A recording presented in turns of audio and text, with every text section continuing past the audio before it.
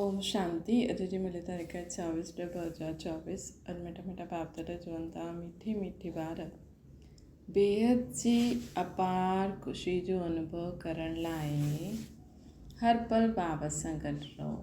कृष्णा बाप कीअं ॿारनि खे ॾाढो ताक़त मिलंदी आहे बाप सां। उत्तर आहे जेके निश्चय आहे की असां बेहद विश्व जे परिवर्तन करण वारा आहियूं। असांखे बेहद विश्व जो मालिक ठहिणो आहे। असांखे पढ़ाइण वारो स्वयं विश्व जो मालिक बाप आहे। अहिड़े ॿारनि खे ॾाढी ताक़त मिलंदी आहे। ओम शांति। मिठी मिठी रूहानी ॿारनि खे व आत्माउनि खे रूहानी बाप परम पिता परमात्मा वेही पढ़ाईंदा आहिनि ऐं सम्झाईंदा आहिनि। छो जी ॿार ई पावन ठही करे स्वर्ग जा मालिक ठहिण वारा आहिनि न। वरी खां सॼे विश्व जो बाप त हिकु ई आहे। इहा ॿारनि खे निश्चय थींदो आहे न। सॼे विश्व जो बाप सभी आत्माउनि जो बाप तव्हां ॿारनि खे पढ़ाइनि था। एतिरो दिमाग़ में वेंदो आहे। छो जी दिमाग़ आहे तमो प्रधान लोहे जो बर्तन आयरन एजेड आहे न, त दिमाग़ आत्मा में हूंदो आहे त एतिरो दिमाग़ में वेंदो आहे। एतिरी ताक़त मिलंदी आहे सम्झण जी की बराबरि बेहद जो बाप असांखे पढ़ाइनि था। असां बेहद विश्व खे पलटंदा आहियूं। असां बेहद विश्व खे पलटंदा आहियूं। हिन समय बेहद सृष्टि खे दोजक चइबो आहे। ये ॼाणंदा आहियो न या सम्झंदा आहियो ग़रीब दोजक आहिनि, बाक़ी सन्यासी साहूकार वॾे मर्तबे वारा बहिश्त में आहिनि। बाप सम्झाईंदा आहिनि हिन समय जो बि मनुष्य मात्र आहिनि सभु दोजक आहिनि, सभु ग़रीब ई आहिनि। इहे सभु सम्झण जी ॻाल्हियूं आहिनि की आत्मा केॾी नंढी आहे। एतिरी नंढी आत्मा में सॼी नॉलेज आहे ठहिरदी। एतिरी नंढी सी आत्मा में सॼी नॉलेज ठहिरदी न आहे या भुलिजी वेंदा आहियो। विश्व जी बाबा जी बि त एतिरी नंढी आत्मा आहे, हुन में केॾो सारो ज्ञान आहे। विश्व जी सर्व आत्माउनि जो बाप तव्हांजे सम्मुख वेही तव्हांखे पढ़ाइनि था। सॼी ॾींहुं बुद्धि में यादि रहंदो आहे की बराबरि बाबा असां सां गॾु हिते आहिनि। केतिरो समय वेहींदा आहिनि, घंटो अधु घंटो या सॼो ॾींहुं वेहींदा आहिनि बाबा। ये दिमाग़ में रखण जी बि ताक़त खपे। बाबा जो ज्ञान त ॾाढो बाबा सागर समान आहे, लेकिन ॿुधी करे थकी त न वेंदा आहियो।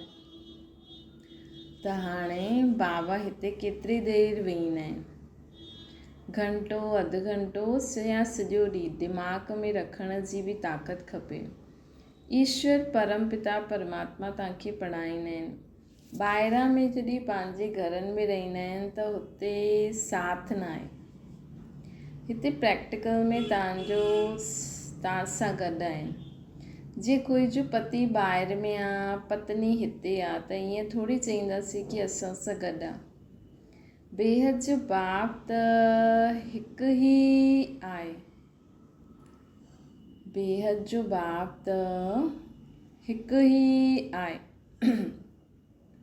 बाप सभिनि में त न आहे। बाप ज़रूरु हिकु ई जॻह ते वेहींदो हूंदो त इहे दिमाग़ में ईंदो आहे कि बेहद जो बाप असांखे नई दुनिया जो मालिक ठाहींदा आहिनि, ठाहिण जे लाइक़ु ठाहिनि था। दिलि में एतिरो पंहिंजे खे लाइक़ु सम्झंदा आहियो कि असां सॼे विश्व जा मालिक ठहिण वारा आहियूं। हिन में त ॾाढी ख़ुशी जी ॻाल्हि आहे। इन खां जास्ती ख़ुशी जो खज़ानो त ॿियो कंहिंखे मिलंदो ई न आहे। हिन में त ख़ुशी जी ॻाल्हि आहे कि बाबा असांखे पूरे विश्व जो मालिक ठहनि था। इन खां जास्ती ख़ुशी जो खज़ानो त कोई खे मिलंदो ई न आहे। हाणे तव्हांखे मालूम पियो इहे ठहिण वारा आहियूं असां। ये देवताऊं काथां जा मालिक आहिनि, इहे बि सम्झंदा आहियो न। भारत में ई देवताऊं थी करे विया। इहे त सॼे विश्व जा मालिक ठहिण वारा आहिनि। एतिरो दिमाग़ में आहे, पूरे विश्व जा मालिक ठहिण वारा आहिनि। वो चलन आहे, उहो बातचीत करण जो ढंग आहे, उहो दिमाग़ु आहे। कोई ॻाल्हि में झटि गुस्सो करे ॾींदा आहिनि, कंहिंजो नुक़सानु पहुचाए कंहिंखे, कंहिंजी ग्लानी करे ॾियनि, अहिड़ी चलन त न हलंदा आहिनि न, है न। कोई ॻाल्हि में असां कंहिं ते गुस्सो करे छॾूं, कंहिंखे नुक़सानु पहुचायूं, कंहिंजी ग्लानी करूं, अहिड़ी चलन त न आहे न। सत्युग में इहे कॾहिं कोई जी ग्लानी थोरी कंदा हुया। हुते ग्लानी जा छीछे ख़्यालात वारा हूंदा ई न हुया।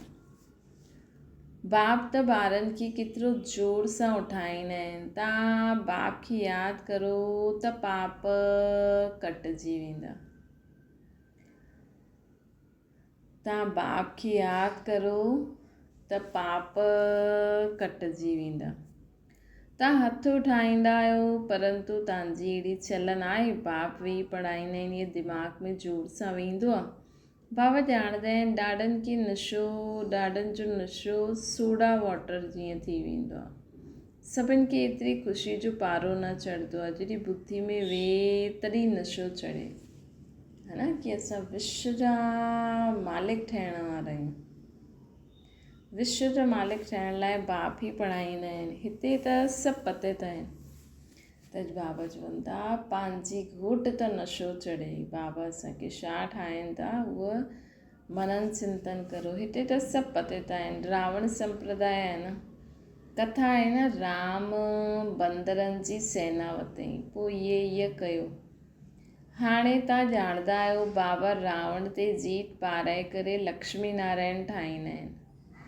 हिते तव्हां ॿारनि सां कोई पुछंदो आहे, तव्हां फट सां चईंदा असांखे त भॻवानु पढ़ाईंदा आहिनि। भॻवान वाच्य जीअं टीचर चईंदा असां तव्हांखे बैरिस्टर अथवा फलानो ठाहींदा आहियूं, निश्चय सां पढ़ाईंदा आहिनि, उहे ठही वेंदा आहिनि। पढ़ण वारा बि नंबरवार हूंदा आहिनि, पोइ बि पद बि नंबरवार पाईंदा आहिनि। इहे बि पढ़ाई आहे। बाबा एम ऑब्जेक्ट साम्हूं ॾेखाई अथई, बाबा असांखे एम ऑब्जेक्ट साम्हूं ॾेखाई अथई। तव्हां सम्झंदा आहियो हिन पढ़ाई सां असां इहे ठहींदासीं, त ख़ुशी जी ॻाल्हि आहे न। असां बाबा जी पढ़ाई सां इहे ठहींदासीं। तव्हां सम्झंदा आहियो असां हिन पढ़ाई सां इहे ठहींदासीं, ख़ुशी जी ॻाल्हि आहे न। बाबा चवनि था IAS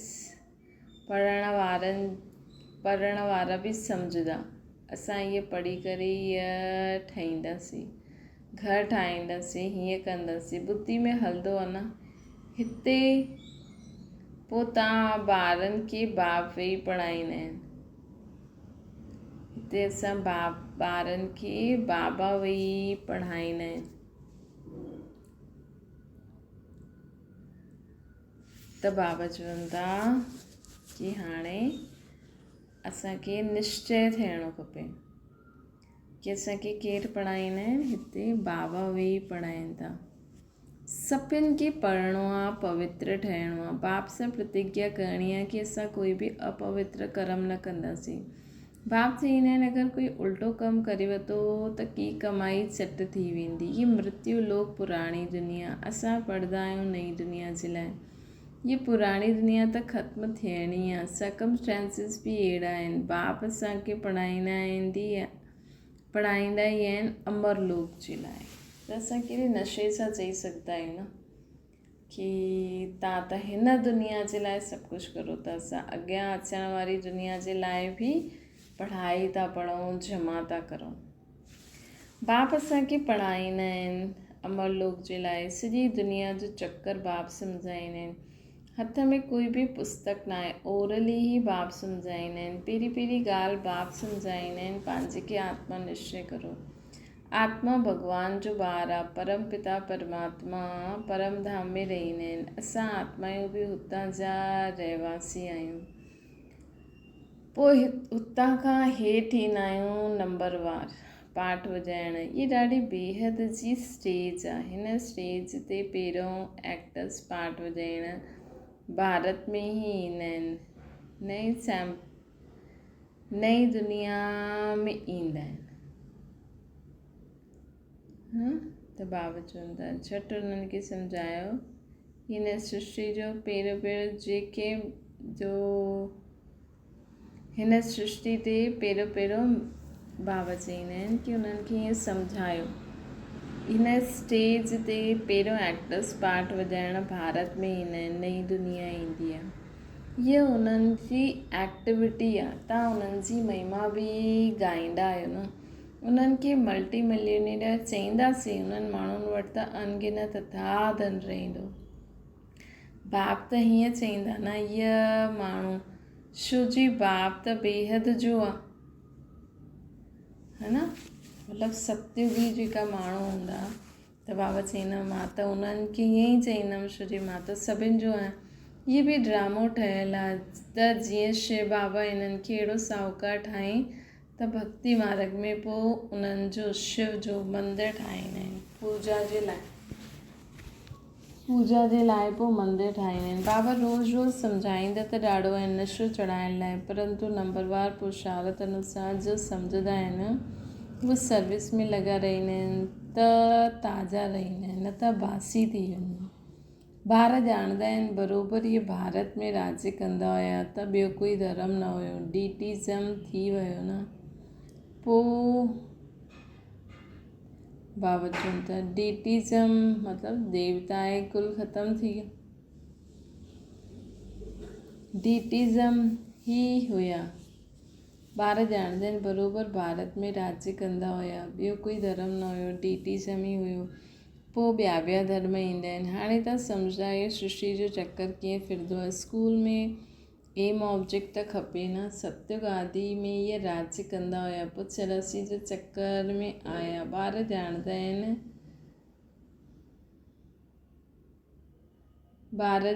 आहिनि ये बेहद जी पढ़ाई आहे। जन्म जन्मांतर त हद जी पढ़ाई पढ़ंदा है न। बाबा चईंदा आहिनि जन्म जन्मांतर जा हद जी पढ़ाई पढ़ियो, ये हाणे बेहद जी पढ़ाई पढ़णी। त बाबा असांखे चवनि था कि हाणे असांखे बेहद जी पढ़ाई पढ़णी आहे। जन्म जन्मांतर त असां उहा पढ़ाई पढ़ी आहे, पढ़ाई पढ़ंदा आया आहियूं। हिन में पको निश्चय खपे कि असां हाणे उहा पढ़ाई पढ़ूं था। सॼी सृष्टि खे पलटाइण वारो, रिजुनेट करण वारो, अर्थात नर्क खां स्वर्ग ठाहिण वारो बाबा असांखे पढ़ाइनि था। एतिरो ज़रूरु आहे मुक्तिधाम में त सभु वञी सघंदा आहिनि, स्वर्ग में त सभी न अची सघंदा आहिनि। इहा हाणे तव्हां ॿार ॼाणंदा आहियो। असांखे बाबा चईंदा आहिनि तव्हां ॿार हाणे ॼाणंदा आहियो कि असांखे बाप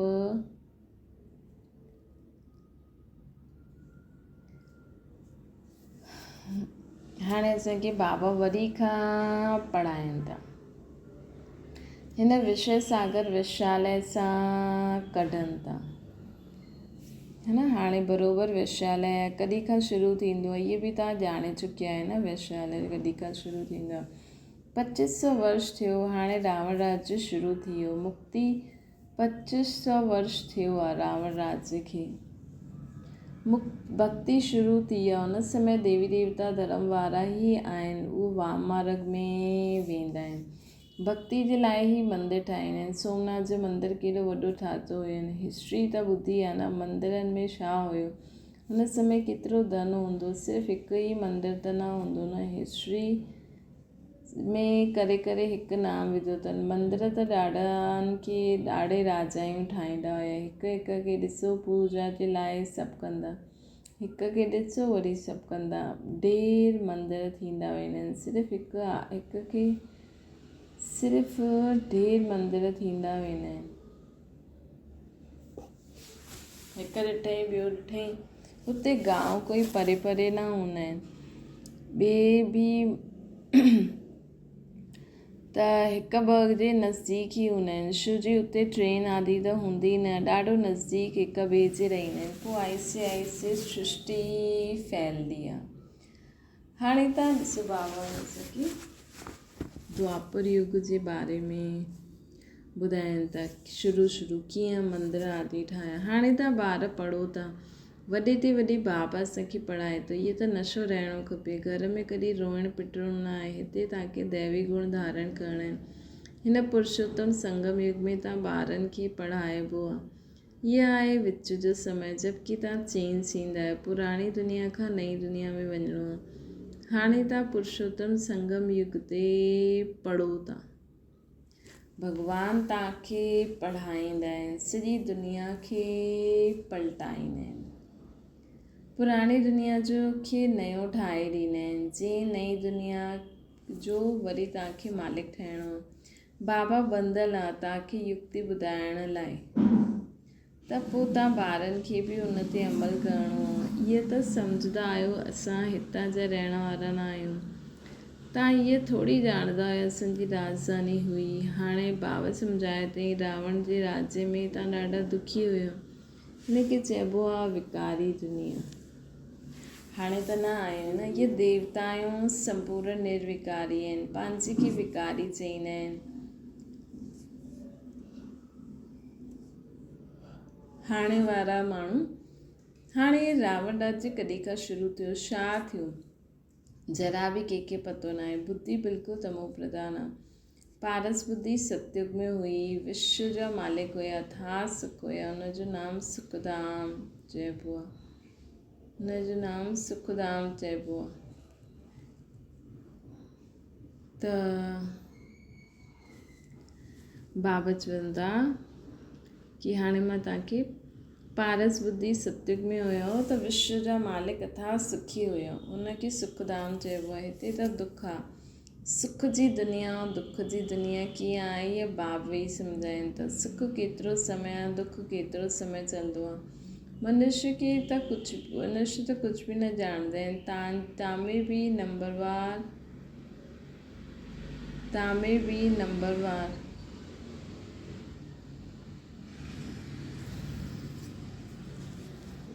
तव्हां में बि नंबरवार सम्झा रहंदा आहिनि। सम्झाइण वारो त बेहद जो बाप आहे। श्री कृष्ण खे बेहद जो बाप थोरी चईंदासीं। दिलि में लॻंदो ई न। परंतु कंहिंखे बाप चऊं, कुझु बि कंहिंखे बाप चए, कुझु बि सम्झाईंदा आहिनि। भॻवानु सम्झाईंदा आहिनि, मुंहिंजी ग्लानी कंदा आहिनि। मां तव्हांखे देवता ठाहींदो, मुंहिंजी ग्लानी बाबा चईंदा आहिनि, मां तव्हांखे देवता ठाहींदो आहियां।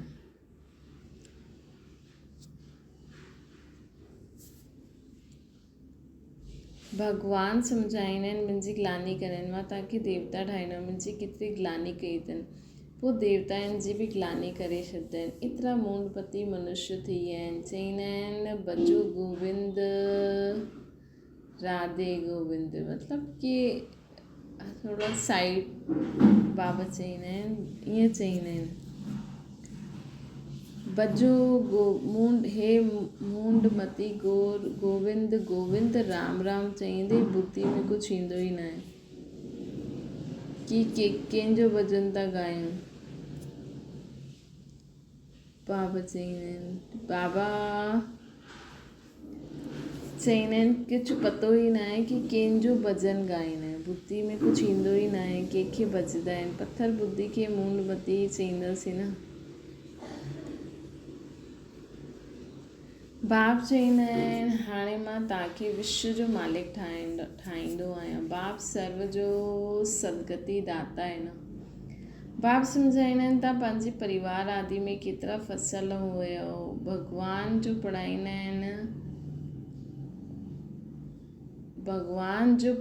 आहिनि उहा तव्हांजी डबल विशेषता ॾिसी करे बाबा चईंदा आहिनि मां जो तव्हांखे पढ़ाईंदो आहियां।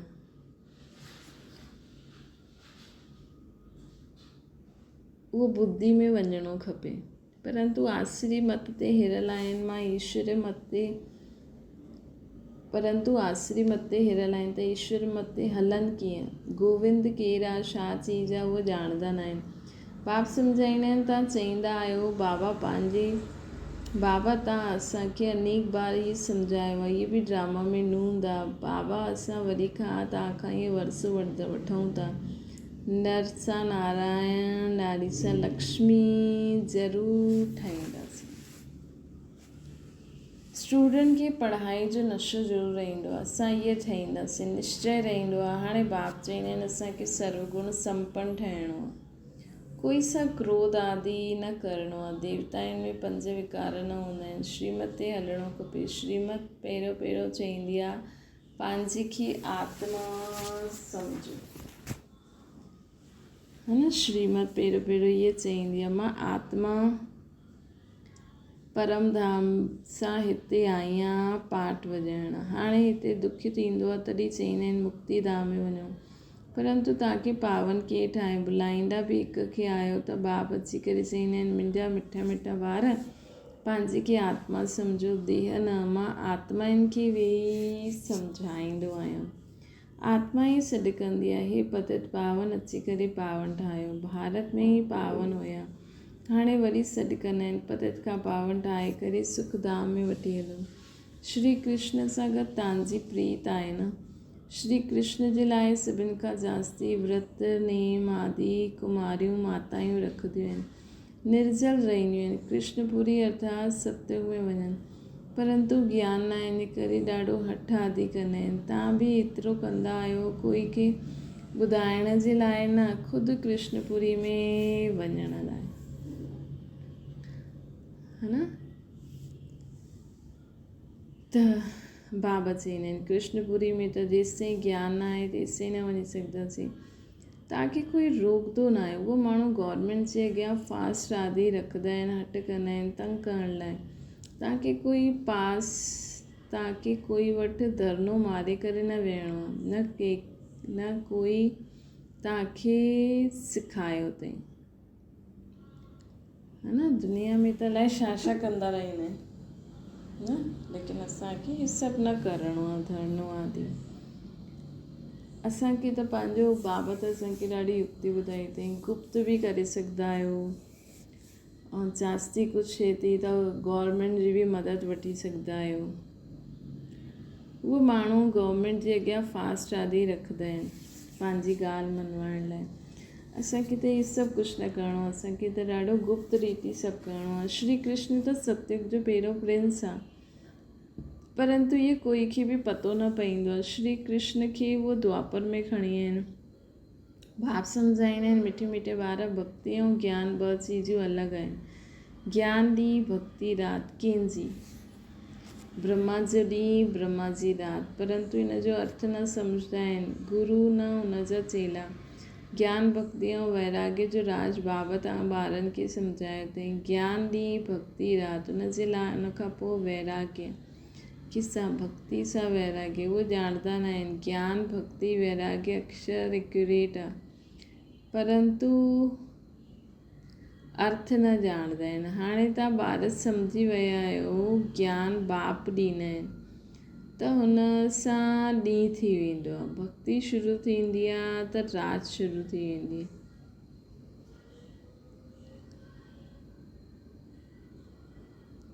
भक्ति शुरू थींदी आहे, बाबा चवंदा आहिनि कि हाणे त ॿार सम्झी वियो आहे ज्ञान बाप ॾींदा आहिनि त हुन सां ॾींहुं थी वेंदो आहे, भक्ति शुरू थींदी आहे त राति थी वेंदो आहे, शरीर धका खाइणा पवंदा आहिनि। ब्रह्मा जी राति सो ब्रह्मणनि जी राति, पोइ ॾींहुं, ज्ञान सां ॾींहुं, भक्ति सां राति। राति में तव्हां वनवास में वेठा आहियो, पोइ ॾींहं में तव्हां केतिरा धनवान थी वेंदा आहियो। राति में असां वनवास में वेठा आहियूं, ॾींहं में असां केॾा धनवान थी वेंदा आहियूं। हिते असां पंहिंजी आत्मा खे सभु धन सां भरपूर करूं था, असांखे सत्युग त्रेता में स्थूल धन संपत्ति मिलंदो। अच्छा मीठी मीठी सिकी लॻे ॿारनि प्रति माता पिता बाप दादा जो यादि प्यार ऐं गुड मॉर्निंग। रूहानी बाप जी से सभिनि रूहानी ॿारनि खे नमस्ते। असांजी बि रूहानी माता पिता बाप दादा खे यादि प्यार गुड मॉर्निंग ऐं नमस्ते वरदान आहे। धारणा जे लाइ मुख्य सार, पंहिंजी दिलि सां पुछो बाबा जो एतिरो ख़ुशी जो खज़ानो मिलंदो आहे बाबा सां, उहो दिमाग़ में वेंदो आहे? ॿियो आहे बाबा असांखे विश्व जो मालिक ठाहिणा आहिनि त अहिड़ी चलन आहे असांजी। जीअं सम्झो कोई इंजीनियरिंग जो, डॉक्टर जो, कंहिंजो बि कोर्स कंदो न, हुनजी चाल चलन व्यवहार सां पतो लॻिजी वेंदो। त असांजी बि चाल चलन व्यवहार सां पतो लॻे थो की असां केरु आहियूं, है न, केरु आहियूं, कंहिंजा आहियूं, ऐं असां छा था करूं। त बाप असांखे विश्व जो मालिक ठाहिनि था त अहिड़ी चलन आहे, बातचीत करण जो ढंग अहिड़ो आहे। बाबा चवंदा आहिनि बातचीत करण जो ढंग अहिड़ो आहे, कंहिंजी बि ग्लानी त न कंदा आहियो। टीं आहे, बाप से प्रतिज्ञा करण खां पोइ बाप सां प्रतिज्ञा करण खां पोइ कोई बि अपवित्र कर्म न करिणो, कोई बि अपवित्र कर्म न करिणो। त इहा जांच रखो, पंहिंजे दिलि खां पुछो। वरदान आहे, साक्षी स्थिति में स्थिति परिस्थिति जे खेल खे ॾिसण वारा संतोषी आत्मा ठहो। कहिड़ी बि हिलाइण वारी परिस्थिति हुजे, लेकिन साक्षी स्थिति में स्थित थी वञो त अनुभव कंदव। जीअं पपेट शो, कठपुतली जो खेल। साक्षी स्थिति, साक्षी मतिलबु मां आत्मा बाबा सां गॾु हुन ॻाल्हि खे ॾिसां थी, ॿुधां थी। रियल न आहे, ईअं लॻंदो पपेट शो आहे। पंहिंजी शान में रहंदे हुए खेल खे ॾिसो। संगम युग जो श्रेष्ठ शान आहे संतुष्ट मणी ठहिणु। संगम युग जो श्रेष्ठ शान छा आहे? संतुष्ट मणी ठहिणु व संतोषी थी करे रहणु। जीवन में असांखे सदा संतुष्ट रहणा आहिनि। उहा कोशिशि कंदा हो त तव्हांखे अवश्य ई बाबा तव्हांखे मदद कंदा, है न। संतुष्ट मणी ठहिणु, संतोषी थी करे रहणु। सदा यादि रखो कि मूं वटि जो बि आहे, जहिड़ो बि आहे, मां बाबा सां गॾु सभिनि सां संतुष्ट आहियां। हिन शान में रहण वारी आत्मा कॾहिं बि परेशान न थी सघंदी।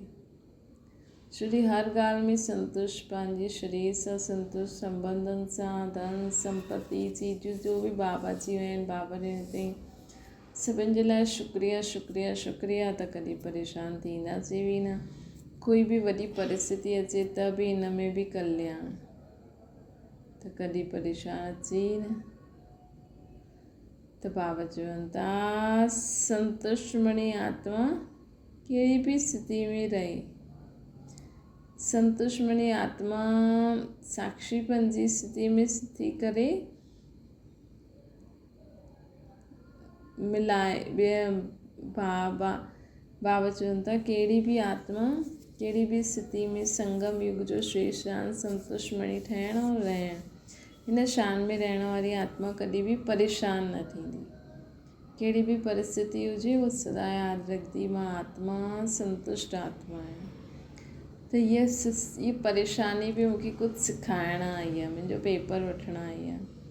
स्लोगन आहे त संगम युग ते बाप दादा जी विशेष देन आहे संतुष्टता।